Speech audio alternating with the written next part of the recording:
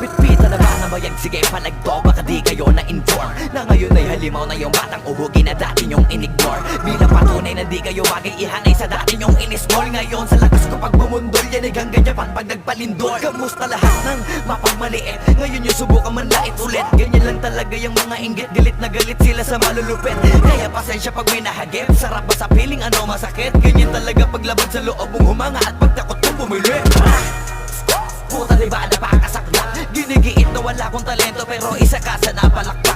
Sige-sigilan nakakaputak, sa pandinig mo ay isalpak. At na mahina laman ng awitin hanggang sa ang utak mo'y mabakbak. Ano masarap ba? Nakakatawa lang lahat mga talangka. Pare-pareho na kinahiligan pero ba't naghihilahan pababa? Dahil ba di matanggap na kinayo ko na lahat ng hindi nyo magawa? Parang hinamak nyo lamang ang karagatan na ang gamit lang ay bangka. Hibang ka na yata. Ibang ka na yata.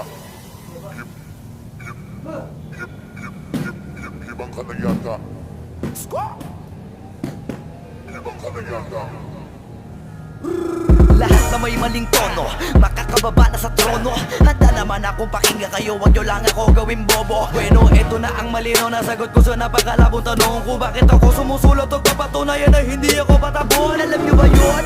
Malamang hindi kasi hindi kayo alisto. Sa sobrang bulag nyo sa katotohanan, lahat kayo ay pinanisko. Hindi na uso dito palawakan ng koneksyon, kundi ka isasabi sa malabong makakuha ng atensyon. Hindi ako nakipag-unahan pero bakit ako ang nasa harapan? Samantalang yun nakipagtulakan sa likuran, sila pa ang napag-iwanan. Ako ba ang dapat na alisin? O baka di pa di napansin? Kung tutuusin ay mas malaging mo o galing palagi nagmamagaling. Lokohin nyo lelang nyo, wala na kayong mauulol pa. Sa panahon na to sa listahan na mahusay ako ay nakaburda. Lahat pahiya, walang hiya na ngayon yung matagal nyo nang kinutya. Paano ba yung panahon ko naman dahil yung panahon nyo ay tapos na? Shout out to my boy Flo G. I'm gonna kill this shit right now. Yeah. Pen. Ang mundong to'y lunod sa inggit, puro linta ko magsisipsip. Kapag may bago na ko antimano, tingin na agad nagsusumiksik.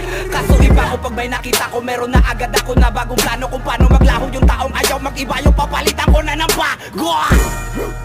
Kakatapos ko lang maturukan, ayoko na makipag-ululan. Gusto ko na kasi yung may kabuluhan. At bukod pa dyan, ayoko na rin makipag-usap kung wala katulad.